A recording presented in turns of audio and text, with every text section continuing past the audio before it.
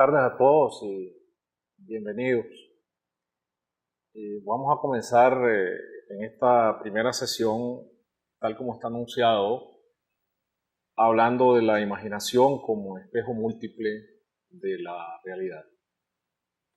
Y yo quisiera comenzar hablando en primer término de lo que vamos a llamar el hecho o los hechos. Distinguiendo entre hecho real y hecho literario. El hecho real es algo que se consuma en el universo concreto y por tanto podemos decir que tiene relieves perceptibles y comprobables. Es algo que pertenece al mundo de los fenómenos que pueden ser comprobados o verificados. Un mundo en el que una experiencia determinada pasa a ser la misma para distintos testigos o participantes. Las Torres Gemelas de Manhattan se derrumbaron, ese es un hecho incontestable. Esta posibilidad de comparar experiencias compartidas por varios sujetos a la vez es lo que llevó al filósofo Immanuel Kant a establecer las bases del conocimiento del mundo real, contrario al mundo subjetivo de las ideas abstractas. O sea que si varias personas, después de observar un objeto o un fenómeno, comparan sus experiencias y pueden describirlo de igual manera, estaríamos frente a un hecho del mundo real. El escritor de imaginación o de ficciones, que es un relator de realidades fingidas o imaginadas, debe atenerse a una regla sagrada, que es la regla de la verosimilitud, que es el símil de la verdad o el símil de lo real. Así nos propongamos contar lo que ocurrió como lo que no ocurrió.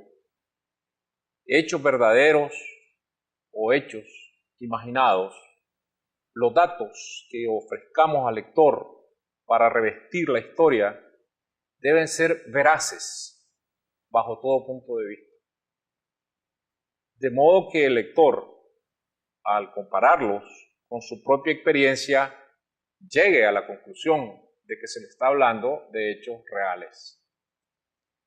Es lo que en literatura llamamos realismo, que es cuando la imaginación surge como una emanación o transformación del material que nos ofrece la realidad.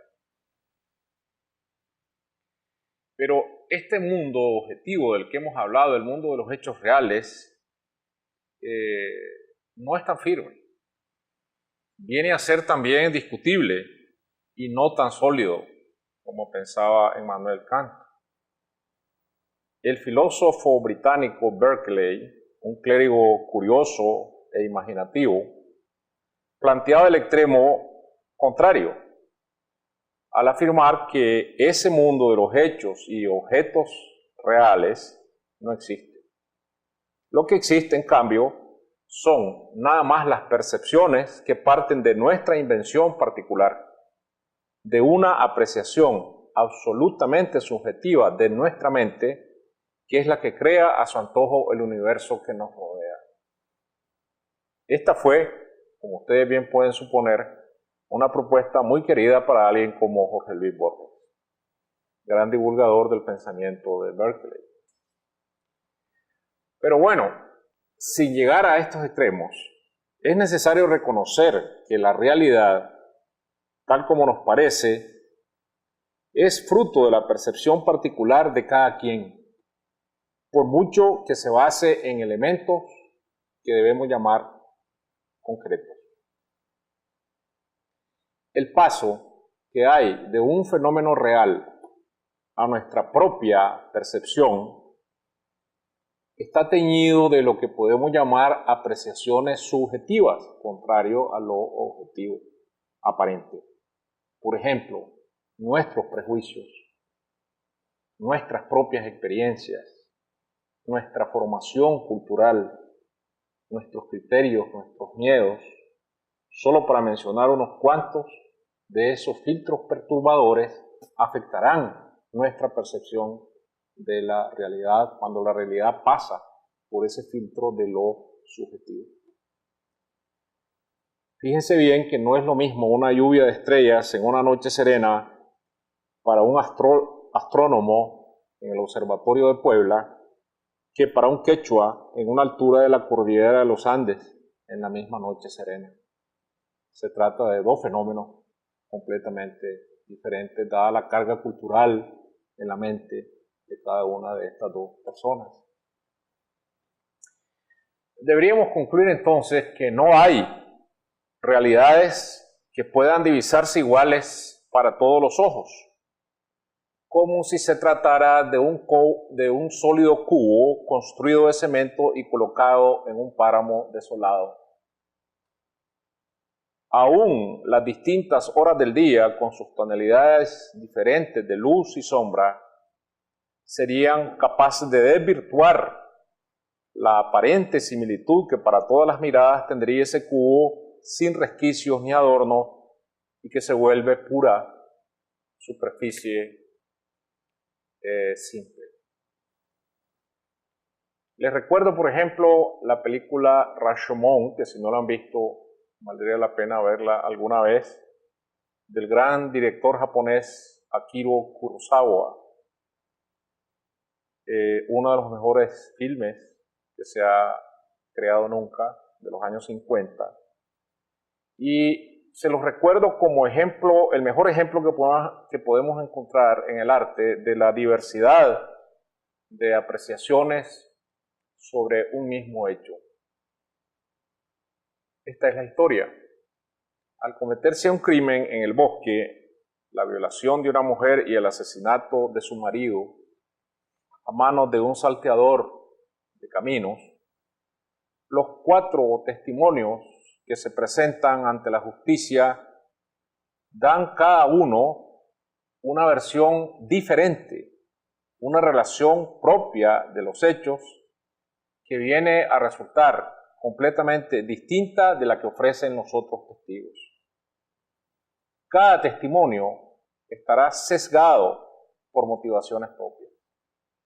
Tendremos el testimonio de la mujer violada, el testimonio del propio hechor, el salteador de camino, el de un testigo casual que pasa en ese momento poco después de cometido el crimen por la escena, y el de la propia víctima que ofrece desde ultratumba a través de una medium. Son así 4 representaciones que cuando nosotros vemos la película es como si se tratara de 4 películas completamente diferentes. Y estamos hablando del mismo hecho, del mismo crimen. Esta es una buena lección sobre la falsedad de la verdad. Y muy útil a la hora que nos toca discernir los instrumentos que tenemos a mano del oficio literario. Cuando se trata de perseguir la verdad, que es una especie de deidad escurridiza y la más de las veces inaprensible. Esto que podríamos llamar la verdad es muy difícil de fijar en el terreno de la literatura o de la propia realidad que nosotros percibimos. Pero estábamos hablando antes de la verosimilitud. Y esta verosimilitud nosotros tenemos que recogerla de los materiales primarios, de los materiales en bruto, que nos ofrece la realidad. No olviden que el lector lo que precisa es de credibilidad. Y nosotros tenemos que dársela en la narración sin ninguna clase de trampas. Si nosotros fallamos en esa primera oferta de credibilidad, que depende de la verosimilitud, repito, el símil de lo verdadero, estaremos derrumbando desde el primer momento el edificio donde ambos tenemos que vivir, escritor y lector. Si alguien merece el título de escritor realista es Flaubert, Gustave Flaubert, por el respeto que siempre tuvo a los hechos y por el uso meticuloso que hacía de los datos, de la información, únicos, capaces de convencer al lector de que quien escribe está siendo veraz. Veraz, en el caso de Flaubert, para poder mentir a sus anchas. Sobre eso de las mentiras que parten de las verdades ya vamos a volver enseguida. Por el momento detengámonos en la educación sentimental de Flaubert. En el capítulo 13, el protagonista, Federico Moreau, aparece como testigo de la insurrección del 24 de febrero de 1848 en París, la insurrección que puso fin al reinado de Luis Felipe, iniciado en 1830 con el respaldo de la burguesía. Lo que ahora nos interesa en cuanto a la veracidad es el episodio de esa novela en que Federico, ajeno a los acontecimientos trascendentales que empiezan a ocurrir en París, decide alejarse con su amante Rosanet, la mariscala, hacia Fontainebleau, un sitio de los alrededores. Oigamos un momento el relato que hace Flaubert del regreso de ese viaje de Fontainebleau a París. Federico llamó para pedir la cuenta, pero no era fácil regresar a París. El coche de la mensajería de Leloir acababa de partir, las berlinas Leconte no saldrían, la diligencia de Bourbonnais no pasaría sino muy tarde en la noche y tal vez estuviese llena. No se sabía nada de nada. Después de perder mucho tiempo en esas informaciones, se le ocurrió la idea de tomar la posta. El dueño rehusó proveer caballos, pues Federico no tenía pasaporte. Al fin alquiló una calesa, la misma que los había paseado, y llegaron a Melun, frente al Hotel Commerce, a eso de las 5. Recordemos que Flaubert está escribiendo sobre una trama amorosa que se desarrolla entre 1840 y 1848, y la educación sentimental, que no se publica sino en 1870, se refiere entonces a una época ya lejana para el autor, una época de 20 años atrás. Lo mismo podemos decir de La guerra y la paz de León Tolstoy. Por tanto, en lo que se refiere a la verosimilitud de los hechos históricos, que son aquí obviamente muy relevantes para Flaubert, como lo serían para Marx estos mismos hechos históricos, se apasionó por esos acontecimientos y por lo tanto el novelista asume una estricta meticulosidad, no solo con el relieve público de estos hechos, sobre los cuales sabe que no puede mentir o caer en la tentación de alterarlos porque son hechos públicos, y acomodarlos a lo que crea es su conveniencia, sino también debe guardar una gran fidelidad con los escenarios de la época. Un novelista como Flaubert, que sitúa la acción en el París de mediados del siglo XIX, no puede cambiar nombres de calles, ni de plazas, ni de hoteles, ni siquiera de medios y formas de transporte, bajo el riesgo de pasar por un mentiroso sin arte. Federico, el protagonista, quiere llevarse a su amante lejos de París, donde todavía están sonando los balazos y se alzan las barricadas de la insurrección de 1848, hechos que al protagonista no le interesan tanto, y decide que el mejor lugar es Fontainebleau. Tiene que ir y regresar por algún medio de transporte, en la vida y en la novela.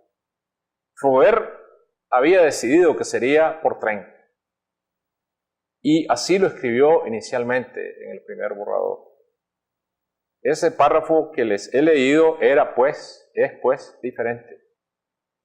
Había seguramente de promedio en esa parte de la novela, si los protagonistas han viajado por tren, vagones atestados, un compartimento para los amantes, el paso de las agujas de los campanarios de las aldeas por la ventanilla, la estela de humo que va dejando la lenta locomotora. Pero Flaubert solo deseaba precisar que la hora de salida de su tren, el tren de los amantes, figurara en el itinerario de trenes de la época y le pidió a un amigo que se lo investigara. El resultado de la investigación, para su sorpresa, fue que en 1848 aún no se había atendido la vía férrea entre París y Fontainebleau, y por tanto hubiera sido imposible para los amantes viajar de ida y regreso en tren, aunque se trate de unos personajes ficticios. Flaubert no se conformó de ninguna manera con conservar en su novela una falsificación que a cualquiera le hubiera parecido insignificante, de haber sido alguna vez descubierta, pues solo un investigador acucioso pudo haber averiguado la verdad, a lo mejor siglos después. Lo que hizo entonces fue reescribir todo el párrafo y eliminar el viaje en tren. Los amantes vuelven a París en una calesa alquilada y así nadie podrá contradecirlo nunca, ni aún en la posteridad. Pero sobre todo estaba demostrando su fidelidad a los hechos. Federico, el muchacho provinciano que corre suerte en París buscando golpear las puertas del gran mundo, es un personaje ficticio, lo mismo que su amante la mariscala, pero su entorno no lo es y debe ser respetado como tal. Sin embargo, a Borges no parecía entusiasmarle este tipo de procedimiento. En los cuadernos de sus conversaciones con Borges, Bioy Casares recuerda que en 1952 le dijo Borges sobre Flaubert: a pesar de lo mucho que se esforzaba por escribir, las frases no le salían bien. Cae como Lugones en un estilo burocrático que apaga el interés del lector. No se trata de ser interesante. La impresión que da no es de impulso, sino de insistencia en una materia ingrata. Después de leer La tentación de San Antonio a sus amigos, le dijeron que debía dejarse de asuntos grandilocuentes, que debía buscar una historia chata. Para contentar a esos amigos escribió Madame Bovary. ¡Qué idea de la literatura y el arte! Llegó hasta buscar la casa donde habían vivido Bouvard y Pécuchet. ¡Qué diferencia con Henry James! Cuando a James le contaban una historia que le parecía que le daba tema para un cuento, una vez que había oído lo esencial, acallaba a los narradores. No quería oír demasiadas explicaciones ni detalles. Con lo esencial trabajaba su mente y un tiempo después producía un cuento. Un método más lúcido que el de Flaubert, dice Borges. Todos sabemos que Borges era un provocador insigne en sus opiniones y otras veces lo podremos oír alabando a Flaubert. Una vez dijo para su posterior arrepentimiento que Rubén Darío se sabía bien su pequeño Larousse ilustrado por todo aquello de los faunos, centauros, ninfas y medusas. Pero la verdad, si nos fijamos bien, es que los dos métodos, tanto el de Flaubert como el de Henry James, son muy válidos en la creación literaria. Tanto componer un escenario teniendo a mano una información exhaustiva, como componerlo en base de una noción básica y de allí inventar el resto de los detalles sin fallar en la congruencia, que es la llave de la verosimilitud.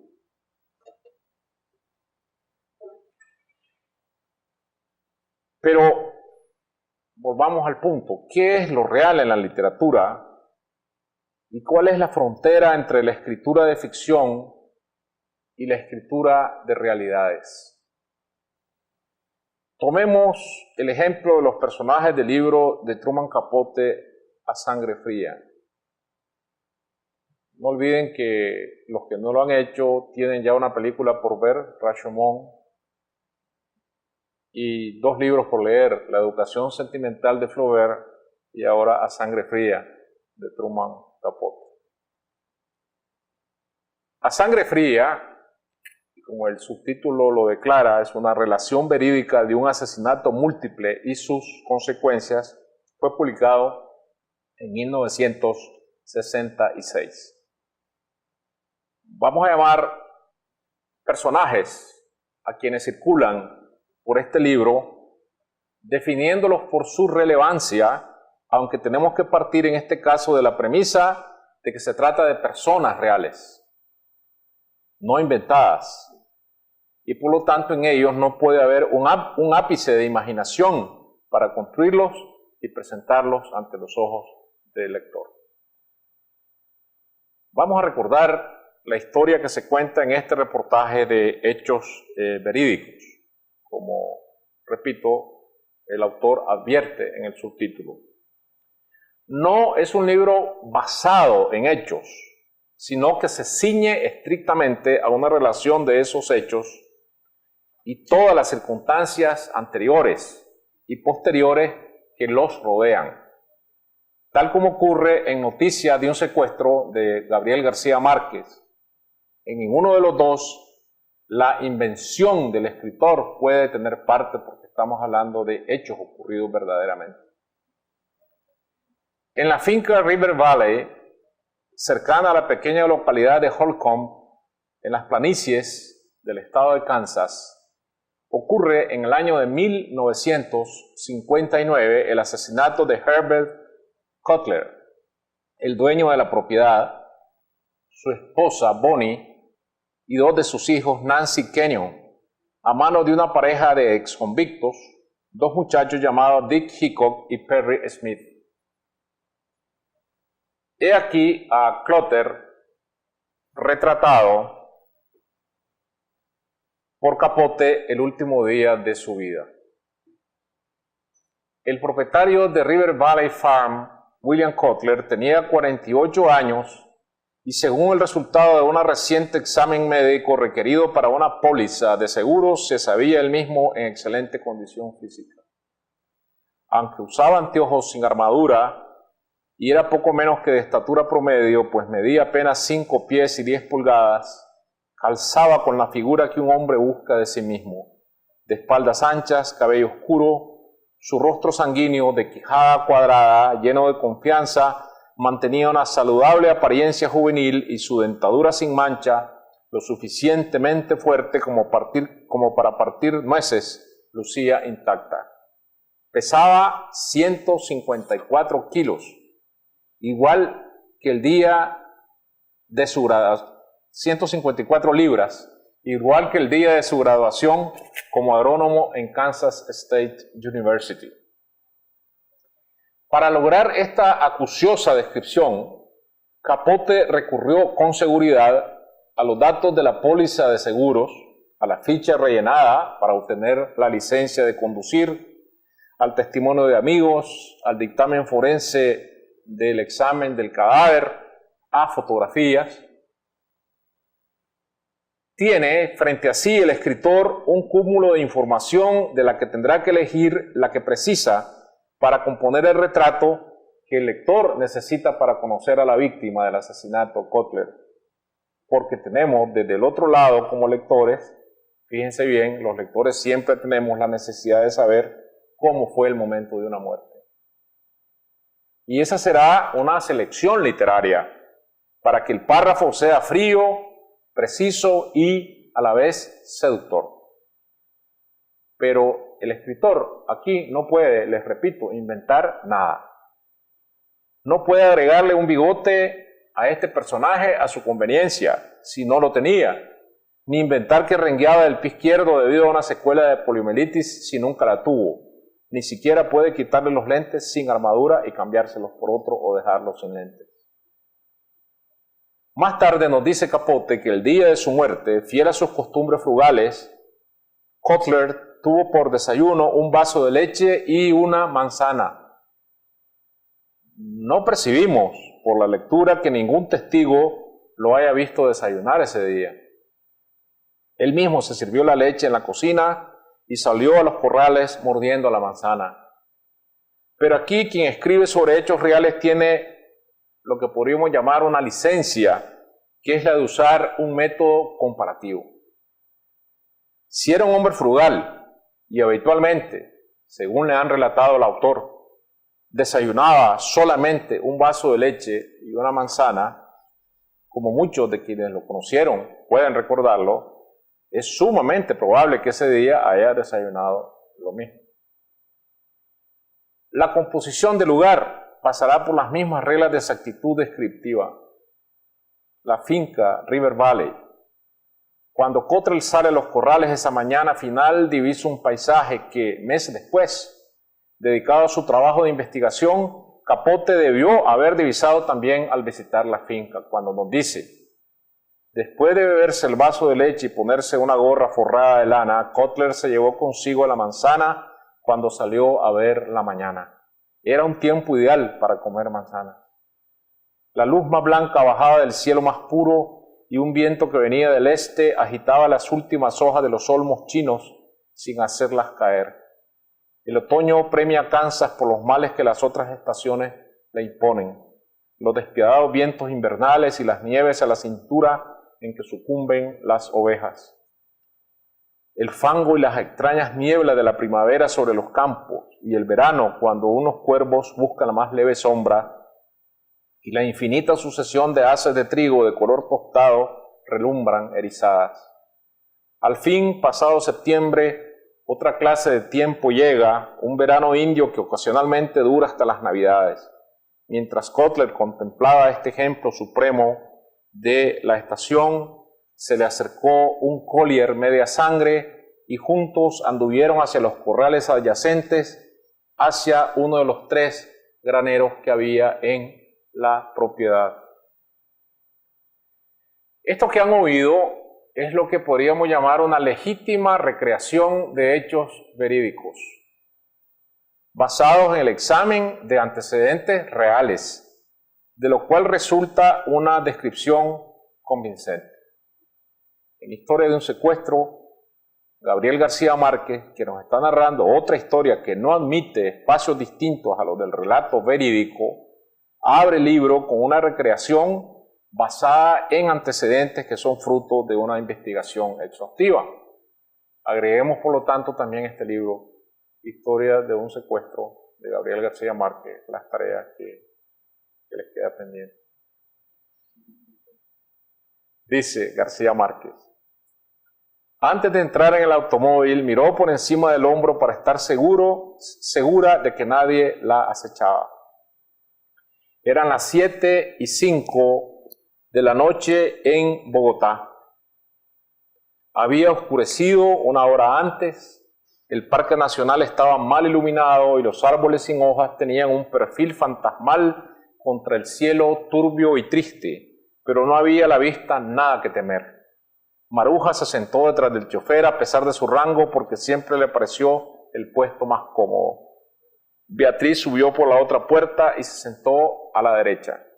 Tenían casi una hora de retraso en la rutina diaria y ambas se veían cansadas después de una tarde soporífera con 3 reuniones ejecutivas. Sobre todo Maruja, que la noche anterior había tenido fiesta en su casa y no pudo dormir más de 3 horas. Estiró las piernas entumecidas, cerró los ojos con la cabeza apoyada en el espaldar y dio la orden de rutina: a la casa, por favor. El recurso literario del periodista, que a la vez es escritor de ficciones, es en ambos casos el de asumir el papel de testigo presencial innominado en nombre del lector. El lector es el testigo presencial, mirando a través del obturador de la cámara. Pero ¿quién se sentó a aquel lado? La hora de la escena, el lugar, el hecho de que los árboles del Parque Nacional no tengan hojas, no depende de los vuelos de la imaginación, sino del reporte de los datos reunidos que asumen aquí, como pueden ver, una forma literaria simple, escueta, de párrafos cortos y cortantes que se alejan de las hipérboles tan conocidas de García Márquez. Él sabe lo que está haciendo. Los hechos desnudos, contados sin distorsiones, dilaciones ni desvíos, nos están demostrando que estamos frente a la realidad. la pasividad y la neutralidad al relatar, porque lo que percibimos aquí es una calma fría. Lo que nos anuncia es que algo desusado va a ocurrir. Nadie escribe un libro sobre dos señoras que regresan a su casa en un vehículo guiadas por su chofer si no va a ocurrir nada extraordinario. Y va a ocurrir algo muy extraordinario, que es la clave del suspense. El suspense que tiene esta regla según Alfred Hitchcock. El horror está en la espera y no en el acto horroroso mismo. Esta es una regla que la vamos a recordar al final, pero no hay que olvidarla.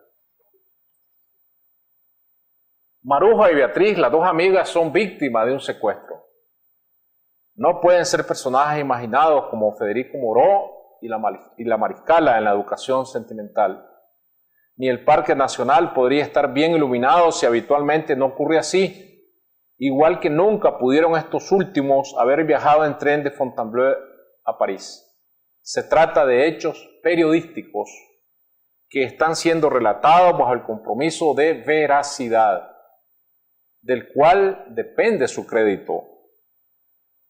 Igual que en la novela, y aquí surge el parentesco, Maruja y Beatriz son reales, Federico y la Mariscala no lo son, pero el medio en que se mueven, los escenarios en que caminan, sí lo son en ambos casos.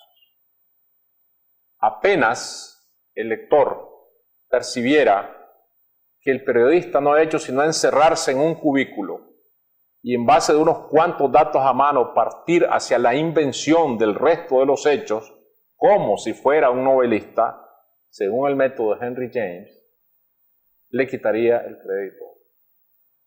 Pero se lo dará todo si está seguro de que, comprometido a relatar hechos verídicos, es capaz de hacerlo con el estilo y la garra de un buen novelista, usando ganchos y ardides que sirven para atrapar a quien debe atrapar, que no es otro que el lector.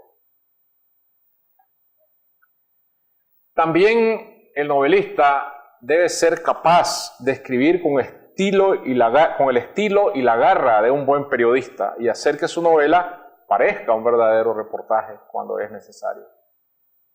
De un libro que utiliza semejantes recursos de manera eficiente, tanto los novelistas como los periodistas tendrán mucho que aprender.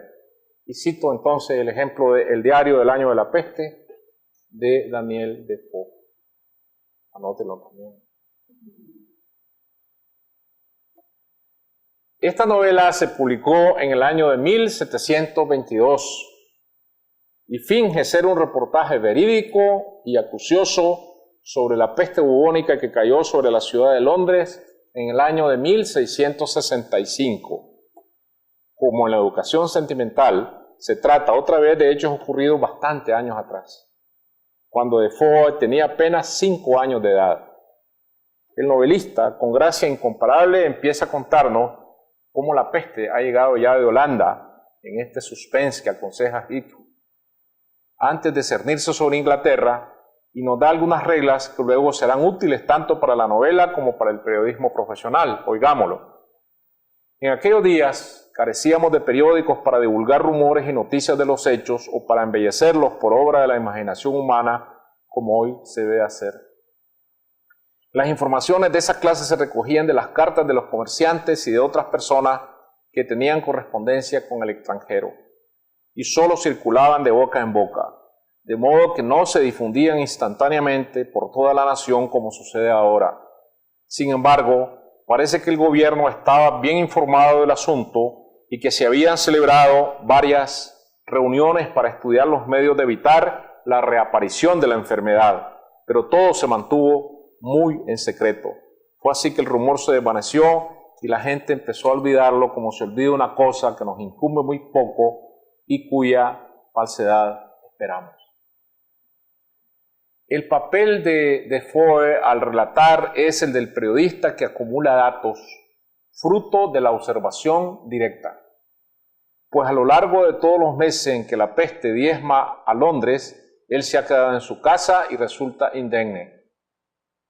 Si lo vemos bien, su comportamiento es el de un corresponsal de guerra, que para mayor certificación de la verosimilitud de su papel, flaquea ante el horror, pero de todos modos se queda en el escenario de la muerte. Si no, no podría ser ese testigo que necesitamos para que escriba este libro en forma de reportaje. Y nos dice, debo confesar que mis resoluciones comenzaban a flaquear. Me fallaba el corazón y me arrepentía de mi temeridad. Cuando al salir me veía frente a aquellas cosas espantosas, me arrepentía, de la prontitud con que me había aventurado a permanecer en la ciudad. Y a menudo deseé no haber tomado esa decisión, sino haber partido con mi hermano y mi familia. El corresponsal que es Defoe aquí, además de lo que ve con sus ojos, acude a las declaraciones de testigos, a los registros parroquiales, a los edictos y órdenes de emergencia dictados por el alcalde mayor, que incluyen el encierro forzoso dentro de sus casas de la familia donde hay un apestado, a las estadísticas sobre muerte llevadas semana a semana y publicadas en los boletines oficiales, que van creciendo de manera espantosa cada semana. Todo forma parte de un ardid efectivo, porque ayuda a convencernos de la forma en que la muerte va tomando la plaza, apagándose a veces para dirigirse con toda furia hacia un barrio determinado de Londres y cambiar luego abruptamente de dirección. Y como todo buen periodista, Defoe va ilustrando la catástrofe a cada paso con historias individuales. Y aún es capaz de desechar frente a nuestros ojos aquellas que no merecen mucho crédito porque nos dice son historias de oídas, nos dice el propio novelista. O no están suficientemente verificadas, nos vuelve a decir el propio novelista. Lo cual cierra el ardid que busca convencer con datos falsos presentados como reales, pero que son de toda manera verosímiles, que no es lo mismo que verdadero. Se me ha contado, nos dice, en verdad, el caso de una enfermera que habría arrojado un lienzo empapado al rostro del moribundo puesto bajo su cuidado para poner término a aquella vida que no terminaba de exhalar el último suspiro, y de otra que pretendió asfixiar a una joven mientras ésta se hallaba desvanecida y que en ese momento habría vuelto en sí. Y por último, el de otras que provocaron la muerte por no haberles dado nada de nada. Pero tales historias presentaban dos aspectos sospechosos, que siempre me inducían a desdeñarlas o a considerarlas como meros chismes con los que las personas se aterrorizaban de continuo unas a otras. Ante todo, estuviera donde uno estuviere, la escena ocurría siempre en el otro extremo de la ciudad, justamente en el extremo opuesto, o bien en el sitio más alejado de aquel en que se la narraba. El novelista, fíjense, nos ofrece aquí una lección de indagación periodística, pues está actuando como un cronista. Nos enseña lo primero que nunca debe hacerse, confiar en las fuentes imprecisas o en los decires vagos, en lo que se cuenta de oídas, en lo que supuestamente ocurrió donde el periodista no está. Desechar lo que no merece crédito. Y al mismo tiempo está defendiendo su propia invención, alrededor de la cual crea una diferencia. Cuando nos dice, yo solo doy crédito a lo que puedo comprobar, lo demás no me consta, aunque una y otra cosa, ya sabemos, lo que no le consta y lo que le consta sean inventadas por él mismo. Que la peste mató 100.000 personas en Londres en 1665, que fueron clausuradas por la fuerza miles de casas, que se abrieron enormes zanjas como cementerios improvisados, que hubo un éxodo masivo hacia el campo, son hechos históricos, y que la ciudad se llenó de curanderos que ofrecían pócimas mágicas y de adivinadores que predecían quién se salvaría de la suerte de morir apestado, son hechos sociales también incontrastables. La organización del material que trata de probar los hechos puede venir de dos variantes. O se inventan los registros parroquiales, las estadísticas oficiales, la letra de los edictos, como hace Daniel Defoe, para crear todo un aparato informativo de respaldo que por su abundancia, se vuelve inapelable, o el novelista investiga los datos que necesita en los registros verdaderos, como prefería Flaubert y como hace Mario Vargas Llosa en La fiesta del chivo. Pero los dos recursos son legítimos en la escritura de imaginación. Por el contrario, el recurso empleado por Defoe se vuelve prohibido en el reportaje o en el libro que narra hechos reales. No así su estilo, capaz de leccionar a un periodista en su tarea, pues describiendo lo general con un aparato de información como soporte, describir también lo específico, las historias humanas, como lo hace en el diario del año de la peste, será valerse legítimamente de un recurso de novelista. Valen las estadísticas para darle rigor veraz a una historia de catástrofe, pestes, terremotos, huracanes, guerras civiles, pero valen también los casos que ilustran la manera en que la catástrofe trastoca las vidas.